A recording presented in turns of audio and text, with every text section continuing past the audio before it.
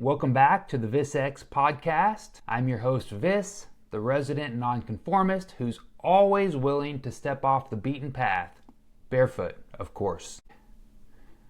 Today, we're diving into a topic that's shaping our world: artificial intelligence. Last week, I mentioned that I wanted to be sure and get the first episode out before Donald Trump was president. That's because I knew that things would change, and only a few days past, you can already see a huge amount of changes that he's making, sweeping executive orders and changes to the way we may live the rest of our lives. So, love him or hate him, we are at an inflection point.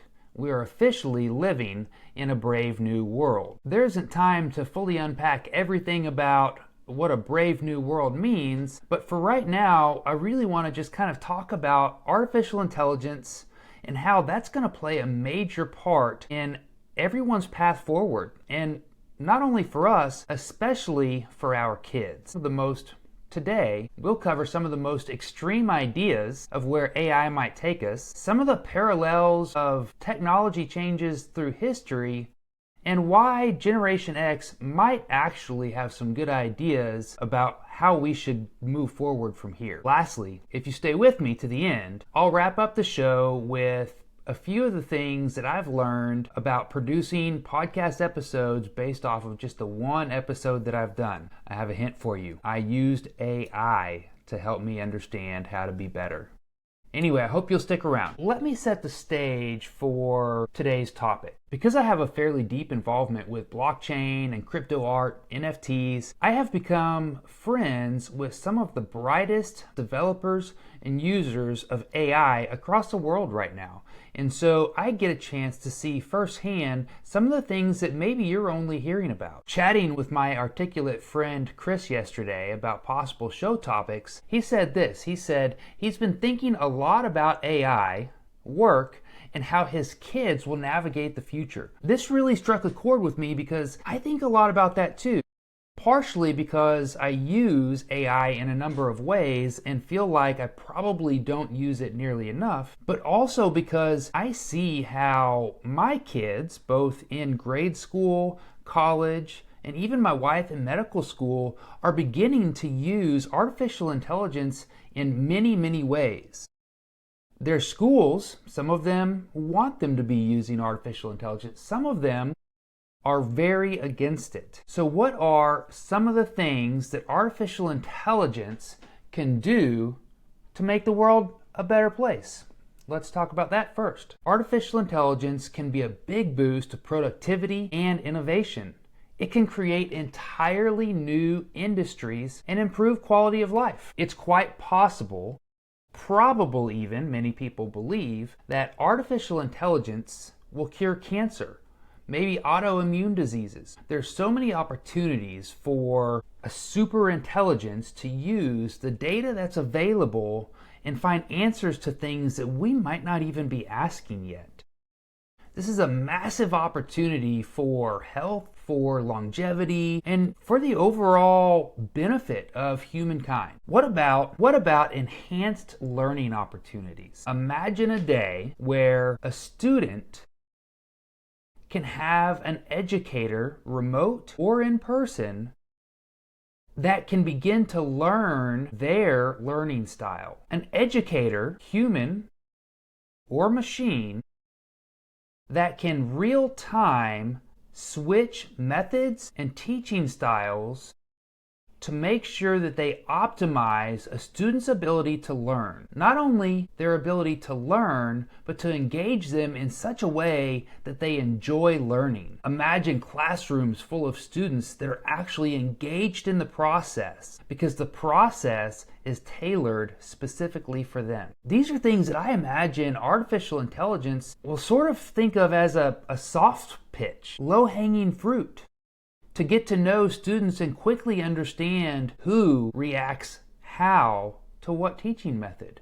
This has huge implications for our kids. Other things that AI can do is create new problem-solving tools. We don't even imagine many of the ways AI might solve problems for us.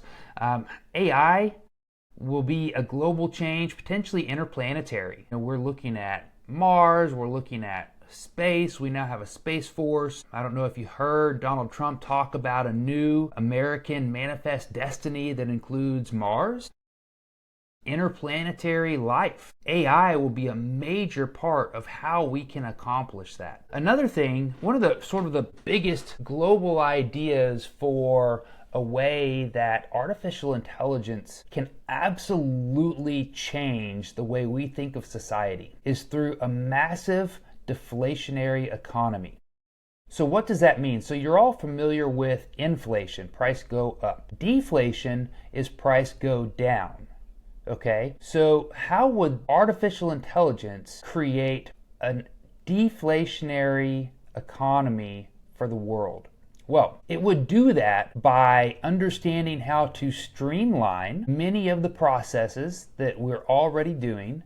It would allow us to replace humans with many of the things that we currently are working 8-hour shifts, maybe 2 8-hour shifts to do. Maybe we have people working around the clock, but with machine intelligence and machine workers, we would be able to produce many things.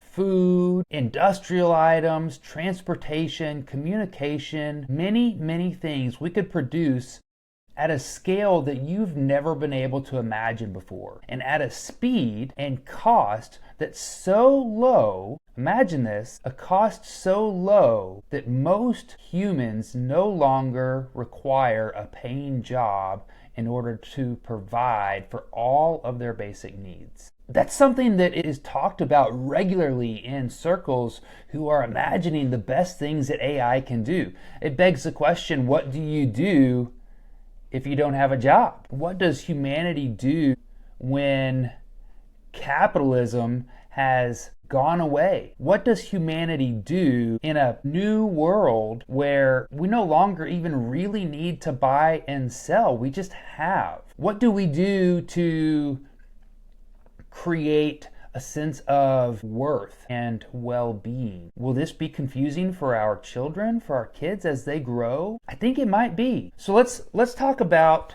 some of the fears about where artificial intelligence could take us if maybe it gets out of hand. Well, we already talked about job displacement. Chris Sacca just had an interview with Tim Ferriss. It came out just today or yesterday. And he said to Tim, he was asking him, he said, would you recommend right now that your kids get a law degree? What about journalism or accounting or creating marketing copy? The answer is no. And the reason is because artificial intelligence already does these things at a very high level. Yes, it needs guardrails. Yes, it needs humans to make sure that it's not just making up false information or going astray. But the fact of the matter is, there will be a lot of people eventually looking for work because they were in industries that AI can take over. How about another fear? Privacy. One of the things that especially Americans love is our privacy. It's written into the Constitution, and so there's a constant conversation about the push-pull idea of privacy versus safety when it comes to Big Brother, government, knowing our every moves, watching us, listening to us, right? It's a brave new world. It truly is. And these things are possible for the government, but even more so when we introduce artificial intelligence. How much privacy will you be willing to give up in order to have access to the best assistant that you could have? I can tell you right now that I already wish that my iPhone was natively as good at remembering the things that I tell it as ChatGPT is. I would tell it everything. I would constantly talk to my phone and have it organize things for me and learn how to make my life better. I would give up a fair bit of privacy for that convenience. But regardless if I would give it up, we should be thinking about the ramifications and the ramifications of generations that effectively have no privacy between social media, between cameras and recording equipment at every doorbell, at every stoplight. We carry it around in our pockets, recording our GPS movements, recording some of the things that we say. You know they do. How else would you get that ad pop up on Facebook for the thing that you just talked to your best friend about? They're watching you. That's kind of scary for me. But even more scary because my kids don't know what it's like to be alone and unwatched. What if the coming generations begin to rely on being watched in order to feel safe? And then it becomes insidious into their lives, and they don't even know maybe how artificial intelligence can take over. What about the fear of misuse of artificial intelligence and surveillance and war? 40 years now, I believe, we've been watching Terminator and knowing that one day Skynet is going to take over the world. Humans are going to have to fight for survival. Maybe that's real. Maybe they do take over the world. What if they just decide, like in the Matrix, that all they need humans for is for batteries to power their machine learning, their doing, whatever it is that artificial intelligence wants to accomplish. Elon Musk is quoted when he talks about AI as being one of humanity's greatest existential threats. He says this: if AI has a goal and humanity just happens to be in the way, it will destroy humanity as a matter of course without even thinking about it. It's just like if we're building a road and an anthill just happens to be in the way, we don't hate ants, we're just building a road.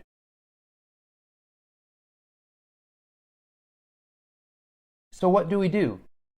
Should we just hope that it all turns out okay? Hope is not a plan. Let me say that one more time. Hope is not a plan. As a Gen Xer, I have some thoughts about maybe how we should navigate this. You might call them barefoot thoughts, sort of like deep thoughts with Jack Handy, only with less shoes and a little more reality. So let's think about, what do we bring to the table as Generation X to help steward the next generations through this massive change in technology? First off, we've already lived through things that people believed were existential threats to the way we moved forward into the future. Where were you on December 31st of 1990? Y2K scare. The entire world was going to shut down when clocks clicked over to the year 2000. Some people were terrified. People were holed up in bunkers for that change, and it was fine. There was a time, I didn't experience this, but there was a time when calculators were first being introduced to the classroom. People actually thought and were terrified that if students used calculators, humanity would no longer know how to do math. It seems silly, but this is one of those type of things where we can't imagine exactly how this is going to play out, and so we make up ideas about how good it could be, how bad it could be. We don't know. That's the truth. Generation X has seen more technological advances than any previous generation, with the exception, of course, the survivors of the baby boomers that are still around. But currently, we have seen everything from Pong to virtual reality. We have seen the world go from big, massive rooms filled with a single computer to personal computing to now carrying computers in our pockets with us everywhere we go. Carrying a computer on our wrist. Everything that we have is a computer these days. There are refrigerators that are computers. There are washers and dryers that are computers. Our cars are computers. Many of our homes are smart homes. They are computers. I remember growing up when I was small, we had a telephone on the wall. And it was one of those with a really long cord that was always tangled up because my dad couldn't stand still when he talked on the phone. And so we had that long cord so that he could pace back and forth when he was having a phone call. Kids these days have never seen a phone cord. They've never experienced only being able to go 6 feet, 3 feet from a phone base. They've never experienced a single phone that the entire house used. I remember having to be taught how to answer a phone, Hello, Raw residents, this is Travis speaking. That way, whoever called knew that they reached where they wanted to, if in fact they did, and who they were speaking with, and then they would know who to ask for. Now, with caller ID and individual cell phone numbers, everybody gets calls direct, and it's either for you or it's a wrong number. One of the things that I think about, and I've likened the rise of artificial intelligence to in the use for students in classrooms. When I was in high school and college, the internet was first sort of transitioning from only being for email and chat rooms to being a real resource for information. You could see magazines and publications were starting to put things on the internet, and so instead of going to the library to find a publication for research or to cite in a paper, then you could go online and you could find it. Of course, the internet was littered with false information, fake news, if you will, to use today's vernacular, but back in the day, we had to use books. We have an entire generation that's never opened an Encyclopedia Britannica, much less had an entire wall dedicated to it in their home like I did. So in college, I had to use microfilm, I had to use actual books, I had to use microfiche to do research. And I remember scrolling pages and pages and pages of microfilm, just trying to find individual words that stood out in a periodical that would lead me to use an excerpt in a research paper or to support an idea that I was working on. Now, we can just simply Google it, or better, put it into ChatGPT, or just hit Command F on whatever article or paper or website we're on to find the relevant keywords and ideas that we're looking for. This saves hours and hours and hours. I can tell you, even in my career, I've been at courthouses researching documents and just having to spin through microfilm and microfiche, and I may be one of the youngest Americans to have ever spent time looking at microfilm or microfiche. People wouldn't even know where to begin these days because all of it has been digitized. And now that it's been digitized, it can be run through artificial intelligence also. It can pull out so much more and make so much more available to an entire world, an entire civilization where we can improve our productivity. So how did Generation X adapt? That's one of the key questions and one of the things that we need to hone in on in order to really develop a plan for how best to parent the kids and the generations that are coming up under artificial intelligence. The key to adapting is resilience. We've got to build into this society, into the younger generations, an ability to be resilient. We need to focus on helping them adapt, build resilience in a way that they can weather the storms. They can learn to think critically about what's going on around them. We definitely need to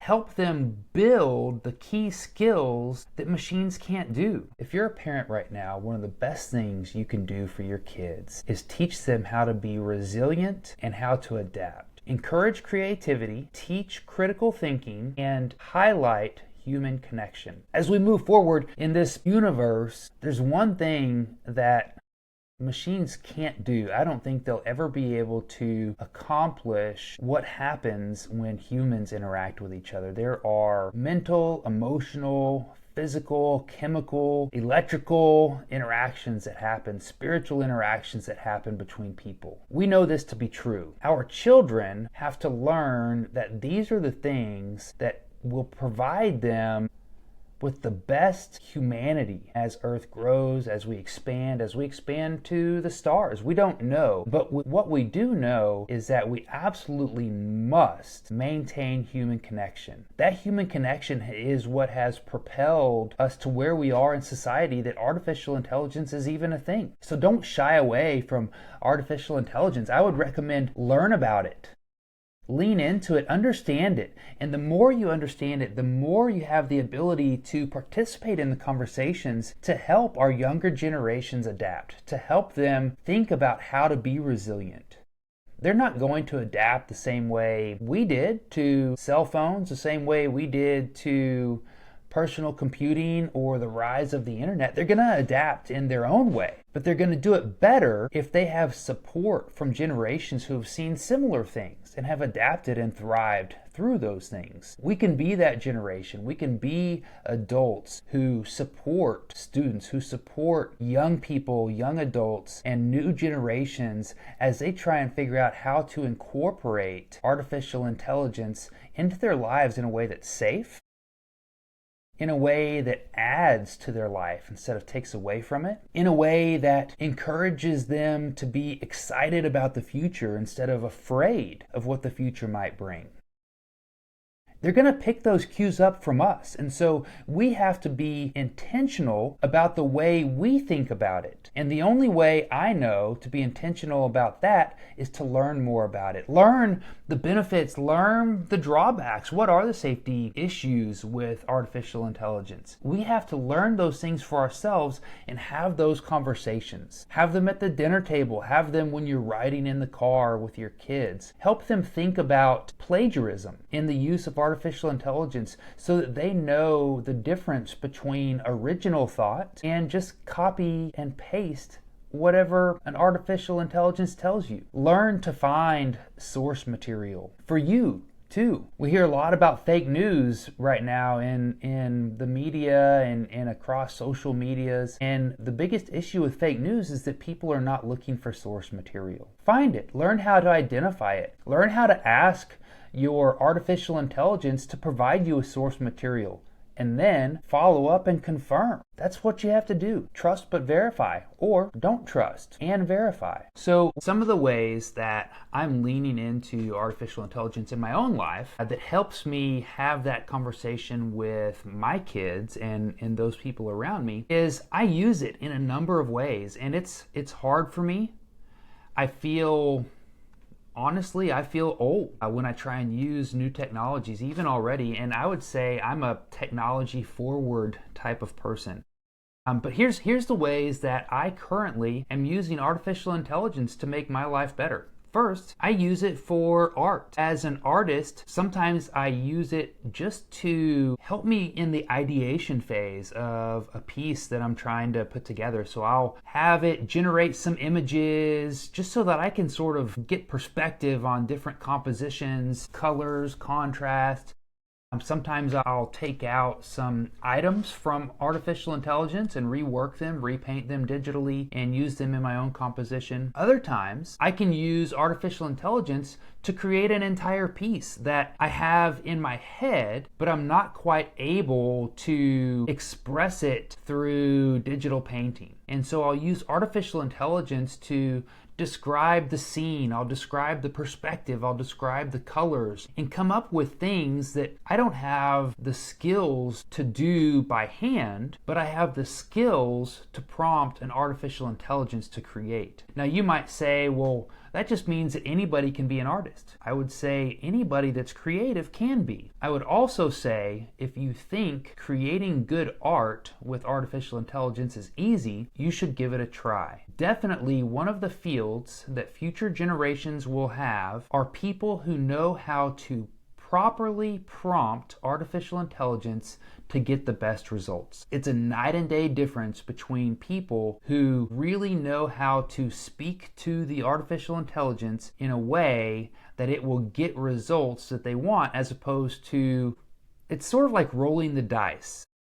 If you don't know how to prompt the intelligence correctly, you're going to get all kinds of variety that are unintentional back out of the system. It's the old saying we used to have with computers, garbage in, garbage out. The same is true with artificial intelligence. It's not a panacea for being able to create. You have to have the ideas. You have to understand the ideas well enough to describe it to a machine in such a way that you then get an output, a content that matches and is a reflection of what you actually intend. It's not very easy. Another way that I use artificial intelligence, and this is pretty new, you have to understand I'm sort of a free association thinker, and so my thoughts are rarely very organized. What I have been able to do with artificial intelligence is to speak into an app or write down my thoughts in the free form that I generally come up with them, download them into ChatGPT or Claude, and ask it to summarize, ask it to organize, and I can ask for recommendations about ways to improve ideas that I'm having. And because artificial intelligence has such a wide amount of information available, and it's already beginning to learn the way I think, it's able to streamline my process for even understanding my own thoughts, much less being able to create content. One of the things that I'm doing right now is using artificial intelligence to help me create a curriculum for my Sunday school class. I put in my ideas, I put in the background that I want to inject into a story, into a curriculum, and come up with an organized format that I can flesh out as I continue to create. The same is true with podcasts. I told you that if you stuck around to the end, that I'd tell you what I've learned so far about podcasting. The main thing I'll tell you is that I fed the transcript from the first podcast into multiple intelligences and asked for feedback. And it told me I need more structure. It told me I need all of these different things to help make me better. Hopefully this content, episode 2, is better than episode 1. And if it is, a part of that is because I was able to have a better organization to the thoughts because of artificial intelligence. And so, today, I, Vis, your barefoot podcaster, am using artificial intelligence to help make this podcast. I put my ideas for what I wanted this podcast to be into the intelligence. I asked it for an outline. I asked it for some possible scripting ideas. And many of those I've used. And so it is a brave new world. It's a brave new world for me. And I'm taking on the challenge personally to learn to use these things because my kids also need to know them. And I can't help them learn what I don't know. So here's your barefoot thought for the day. People often ask me if I'm afraid to run barefoot or walk around barefoot on roads, streets, and parks. When you're running barefoot, it is key to pay attention to the ground. It's a lesson in mindfulness. You have to be focused every step where you're stepping. People ask if I'm afraid to step on a rock or a piece of glass or a nail or something like that. And the answer is no, I'm not. 1, because I'm going to see it. 2, because I'm barefoot, I actually have a foot that's able to manage those obstacles if I do step on it. My foot can conform around it because it's been trained. And so I would say similarly with artificial intelligence, don't be afraid of the pitfalls, the obstacles, the things that you might stub your toe on. Don't be afraid, but be excited about being able to feel your way forward with intention. Being able to walk bravely, barefootly into the future with a better understanding. We don't fear the ground. We learn to walk on it. We learn to read it, understand it, and enjoy it. The same is true with artificial intelligence. Don't be afraid. Be brave. Have courage. Go out there. Do something new. Take your shoes off. Feel your way forward. Maybe that's how we should approach AI with our kids. Not with fear, but with understanding, with bravery, and the understanding that sometimes the best way forward is to feel the ground beneath your feet.